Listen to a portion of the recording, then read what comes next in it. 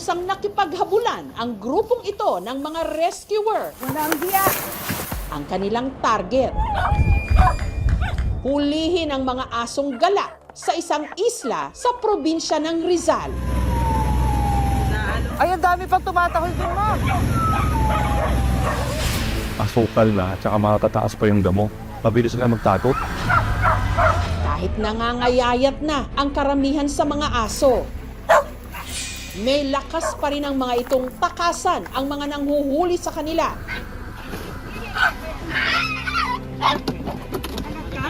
Okay na. Dahil pahirapan ang paghuli sa asong ito, ginamitan na siya ng dognet o lambat.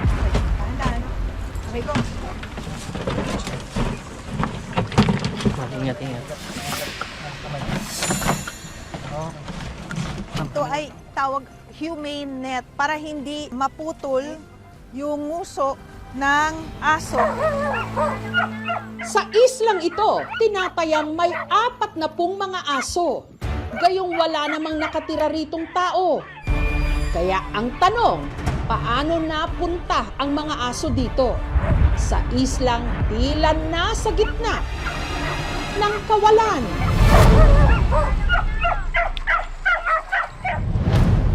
Sa puso ng Laguna Lake, matatagpuan ang itinuturing na pinakamalaking lake island sa Pilipinas, ang Talim Island sa probinsya ng Rizal.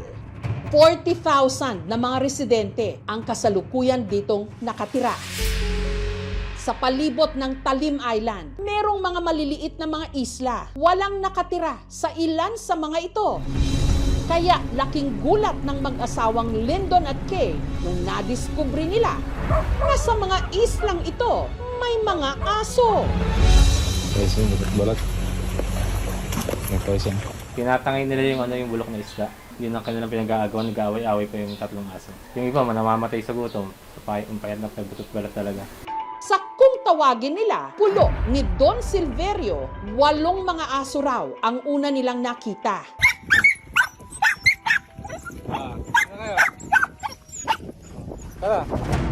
Hanggang napadpad naman sila sa pulong malaki kung saan mas marami pang aso na naroon. Tansya ko po mga nasa 40 pataas po yung asikan. Nakakawa naman.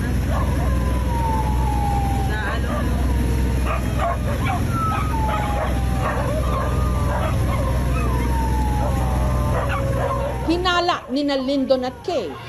Hindi lang basta-basta napadpad sa mga isla ang mga aso.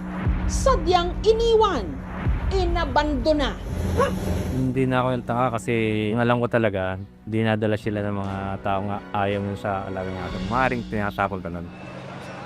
Narito po tayo sa Binangonan sa Rizal at magtutungo ho tayo dun sa isla ng Talim sa gitna po ng Laguna Lake para tignan yung kalagayan ng mga asong basta na lang inaabandona o iniiwan sa isla.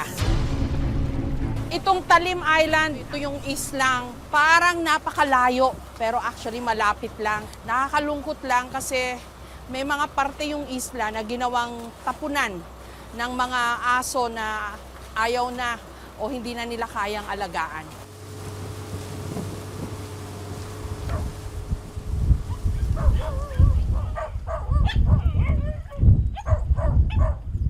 Matapos ang 2 oras na biyahe mula sa Binangonan, narating na ho natin itong pulong malaki.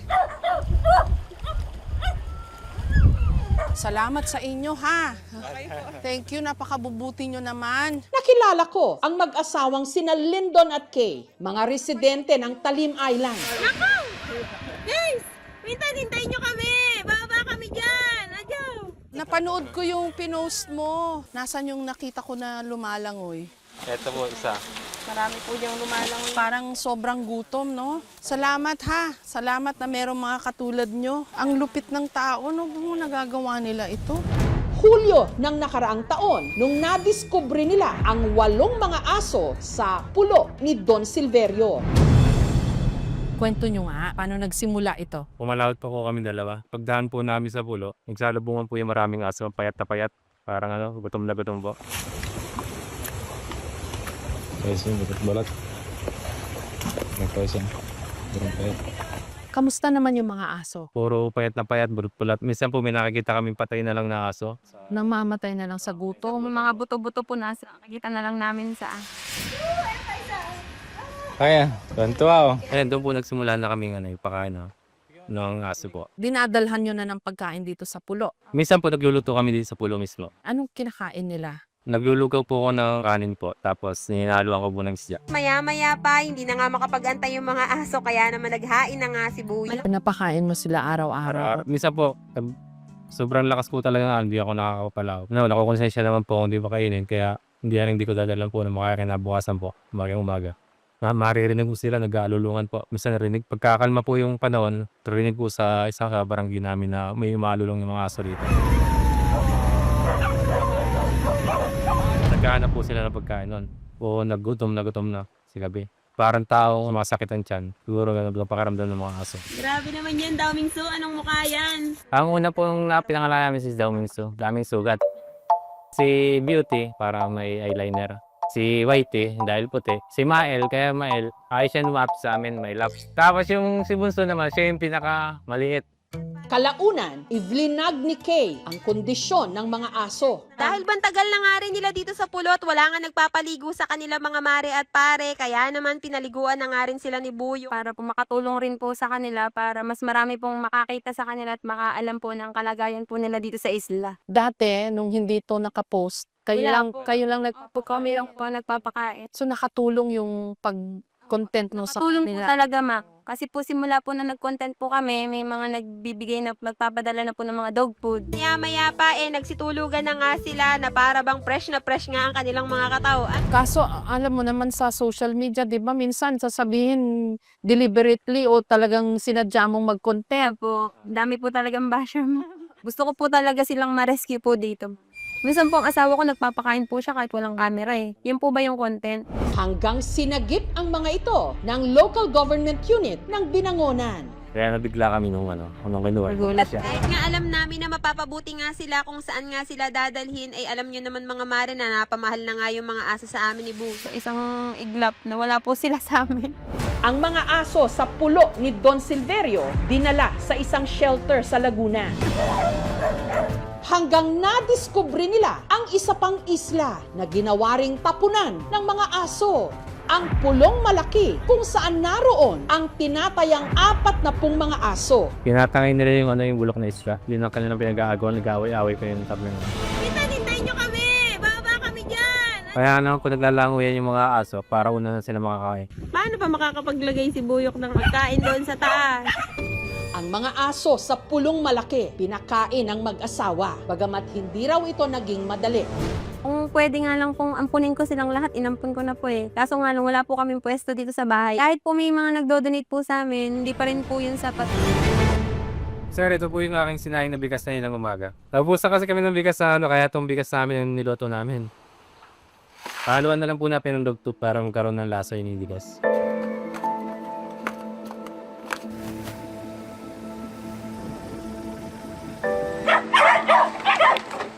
Yung ibang aso, nagsasalubungan na agad, oh. Mga gutom na gutom.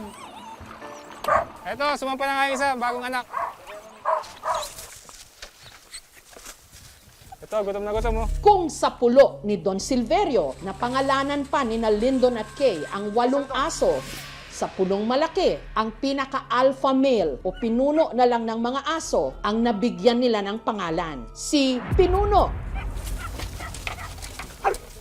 Eto si Pinuno. Siya yung pinaka-astig dito. Siga. Nangaaway siya. Ayaw may kasali sa pagkain.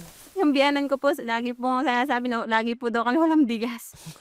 Napakain po namin sa mga aso yung bigas po na. Ba't nyo ginagawa ito? Nakakaawa po yung mga aso rito. Paano kaya ba sila dumami dito? Iyan po siguro naging ng mga tao dito na pag medyo marami na sugat yung aso, matanda na o babae yung aso, tinatapon na lang po dito sa pulo. Ayaw nila ng babaeng aso kasi manganganak pa. Kaso, manganganak din uli sila dito pagka may lalaki rin na natapon dito, di ba? Dumadami rin po sila dito. Mas kawa po yung nagiging sitwasyon ng mga aso rito. Wala naman po kapakain. Matira matibay. Pero sino ang nagawang magtapon ng mga aso sa mga isla ng Talim? Nakilala ng aming team si Ricky, hindi niya tunay na pangalan. Inamin niya, isa siya sa mga nang iwan dito ng alaga niyang aso. Dati aso ko 10 may git.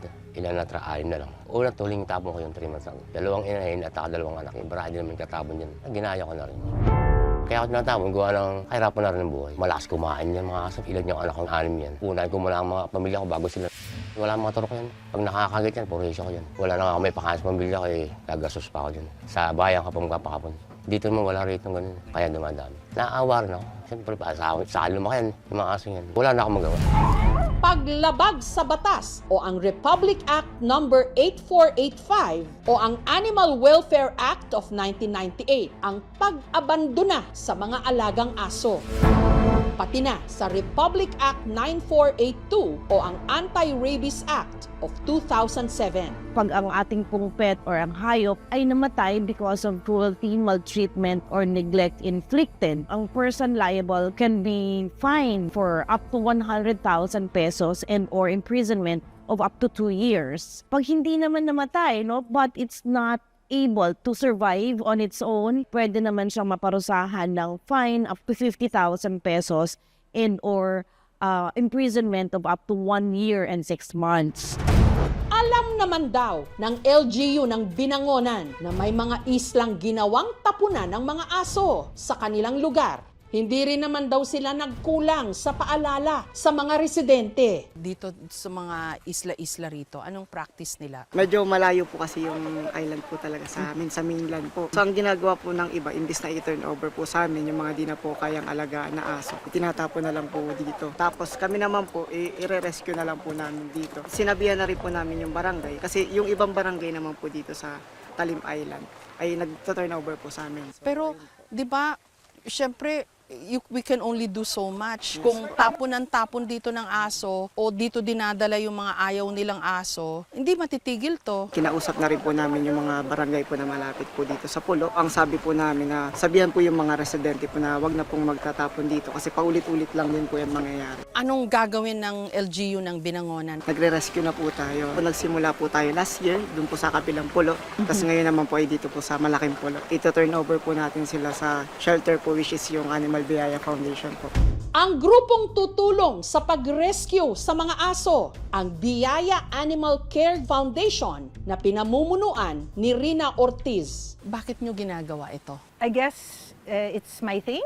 I think lahat tayo ay binibigyan ng Diyos ng isang talent, isang calling, purpose. Malit pa ako, I was already rescuing, pero finormalize ko lang during COVID time.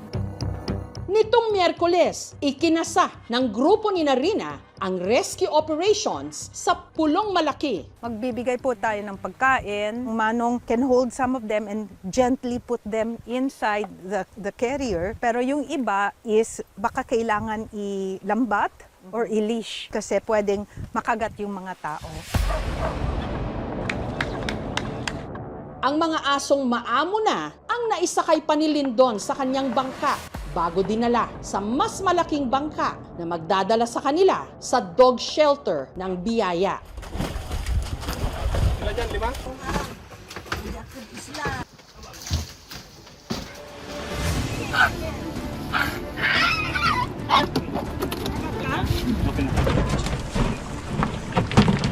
Ingat-ingat.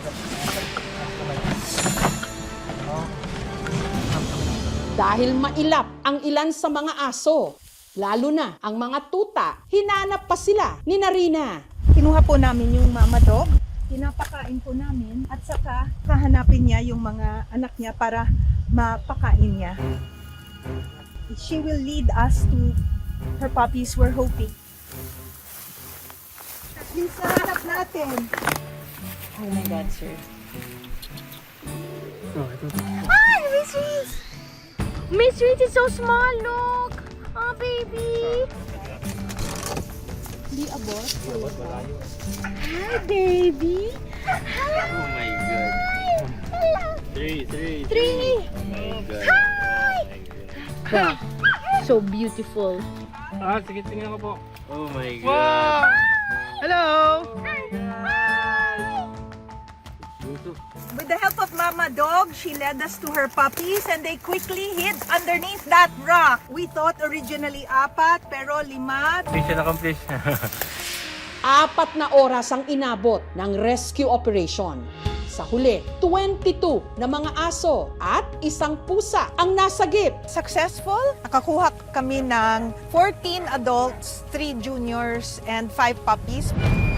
Yun nga lang, hindi kasama sa mga na-rescue sa Pulong Malaki si Pinuno. Ang problema is masyadong mataas ang talahib. Mahirap mag-execute ng aming rescue. So babalik po kami bukas para masimot namin lahat ng mga aso dito. Bago tuluyang mawalay kina Lyndon at Kay ang mga aso ng Pulong Malaki na maalam sila. Mamahal na sila sa akin. Parang ayaw ko lang ibigay.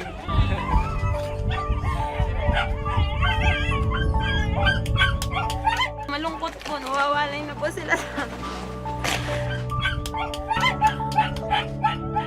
mas mapapabuti po sila dun kesa po dito sa pulo. Mahirap talaga magmahal kasi inalaga nyo at minahal nyo. Pero yung maganda, yung mahal nyo is mas malaki para sa kanila, hindi lang sa emotion nyo. Pakabait kayo sa pupunta nyo. Paalam mga doggies. Bye-bye. Ang mga na-rescueng aso mula sa Pulong Malaki ng Talim Island, dinala muna sa isang animal hospital para sumailalim sa check-up. Ni-screen natin sila for mga viral diseases like yung canine distemper and canine parvovirus. Kinukunan din natin sila ng blood sample para malaman natin kung may iba pa silang problema like mga infection sa katawan. Sa may mga infectious diseases, we will enter yung ating infectious ward kung saan sila mag-undergo ng series of treatment para sila ay gumaling. Kung sila ay fit na or sila ay healthy, so maaari natin silang kapunin before natin silang i-transfer doon sa ating shelter. Pagkatapos ng kanilang check-up, dito dadalhin ang mga na-rescueng aso, ang Biyaya Animal Sanctuary sa Alfonso, Cavite. You have space for the dogs? We have a 2.4 hectare property in Alfonso, Cavite. Meron kaming currently 1,500 dogs and a couple hundred cats. Bagamat parang napakasimple ng problemang ito, hindi simpleng problema ang dumaraming stray animals sa Pilipinas. Katulad ng mga abandonado o itinapong aso sa Talim Island. Nung nalaman nyo po itong sitwasyon dito sa Pulong Malaki, ano hong sabi nyo? Na there are 30 to 40 abandoned dogs. Yung pinaka-problema is yung tao, hindi yung hayop. Inosente sila. Tinatayang nasa 13 million ang bilang ng stray animals sa Pilipinas sa huling pagtatala ng PAWS o ng Philippine Animal Welfare Society. Kaya hindi ito simpleng problema. Bukod sa hindi makatao ang pagtapon o pag-abandona ng mga alagang aso at pusa, kapag hindi inalagaan ang mga ito, pwedeng mauwi sa lalo pang pagkalat ng rabies.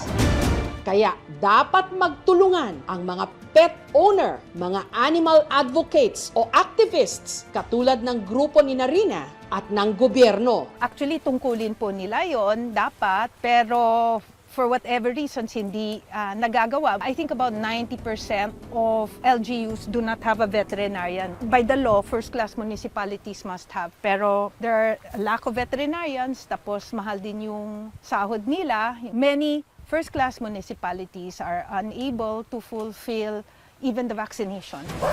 We should question the means in which we catch and euthanize all the time. But it seems that there are 30,000 euthanasias a month. Because of rabies po? No, because sinuhuli nila. Yung cost-benefit analysis nila, you can euthanize them pag walang mag-claim. So pinapatay ho yung mga aso? Yes. And the government is doing it? Yes po. That's the LGU mandate po. Pursuant to RA 8485 and the Anti-Rabies Act of 2007, for any animal that has been impounded and if walang nag-claim or nag-adopt within 72 hours at least, acceptable ang euthanize sila. Pag na-overcrowd sila or dumami, yung quality of life ng mga hayop na nandun sa pounds would also be affected. Kukonti yung nag-a-adopt kasi ang mga tao, mas gusto nila yung mga pedigreed animals.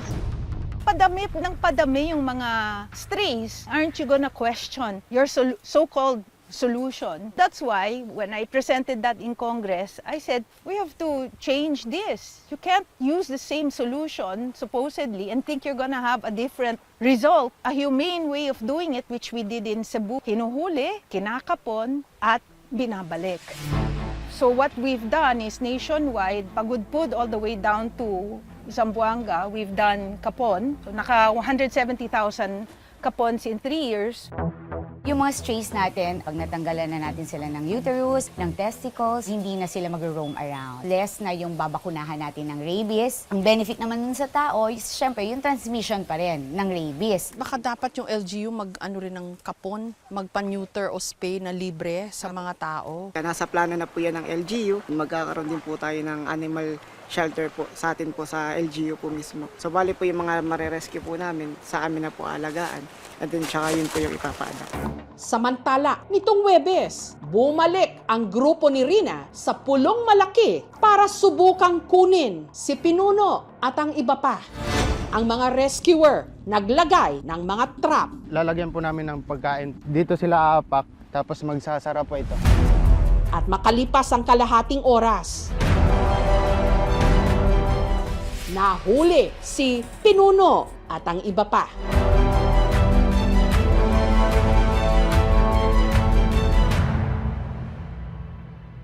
Ito po si Pinuno, merong eligya. So sa ngayon, nakapag-umpisa na kami ng treatment sa kanya. They are showing signs naman ng recovery. Ang LGU ng Binangonan naglagay na ng karatula. Para po hindi na po maulit yung mga nangyayari po na dito po nila dinadala yung aso. Dapat po lahat po tayo nagtutulong-tulong para malutas po yung gantong klase ng problema po. Sana wala na magtapon dito. Ayun nga po, ma'am. Effective din yung pagbablog minsan, naantig yung konsensya ng mga tao. Nakikita po nila na sobrang kawa po talaga yung mga aso. Salamat sa inyo, ha. Sa pagtrato natin sa mga hayop, makikita kung tayo ba'y makatao.